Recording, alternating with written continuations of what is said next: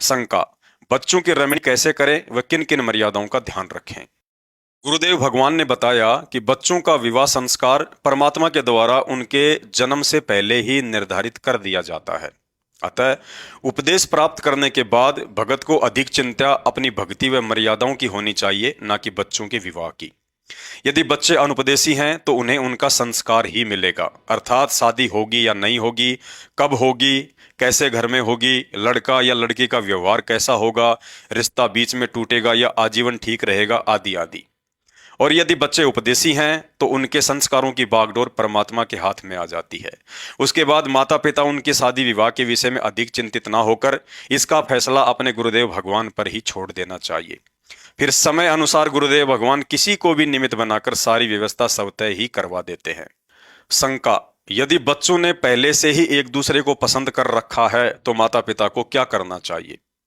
रमणी के लायक युवा उपदेशी बच्चों को गुरुदेव का भक्ति विधान सदा याद रहना चाहिए कि शादी से पहले आपने किसी भी लड़की या लड़के को अपने होने वाले पति या पत्नी की नजरों से नहीं देखना है।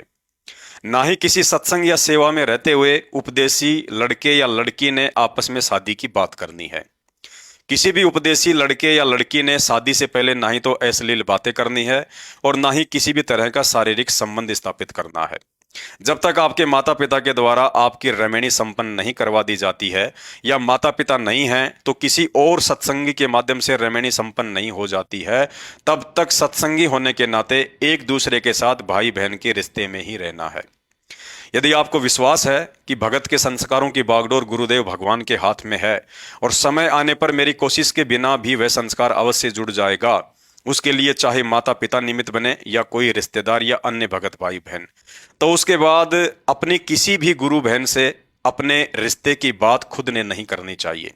अन्यथा शादी से पहले अपनी गुरु बहन को पत्नी की नजरों से देखना मर्यादाओं के विपरीत है। शंका, मैं उपदेशी हूं, मेरी उम्र 25 वर्ष है, लेकिन माता पिता अनुपदेशी हैं।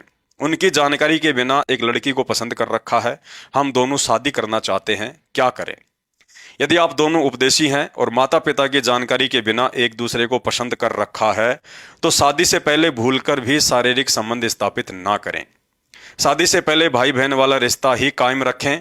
भले ही आपके माता पिता अनुपदेशी हैं, फिर भी आपका कर्तव्य बनता है कि आप दोनों अपने माता पिता के सामने शादी का प्रस्ताव अवश्य रखें। यदि दोनों पक्षों से माता पिता शादी के लिए अनुमति दे देते हैं तो आप जी मर्यादा के साथ रमणी पद्धति से ही शादी करें। यदि लड़का लड़की दोनों के माता पिता अनुपदेशी हैं और रमणी के द्वारा शादी के प्रस्ताव से सहमत नहीं हैं, तो ऐसी स्थिति में माता पिता की आज्ञा व सहमति के बिना शादी करना एक सत्संगी के लिए उचित नहीं है। इसका समाधान यही है कि आप अपने पूज्य गुरुदेव भगवान से इस विषय में प्रार्थना करें और जैसा भी आदेश मिले फिर वैसा ही करें।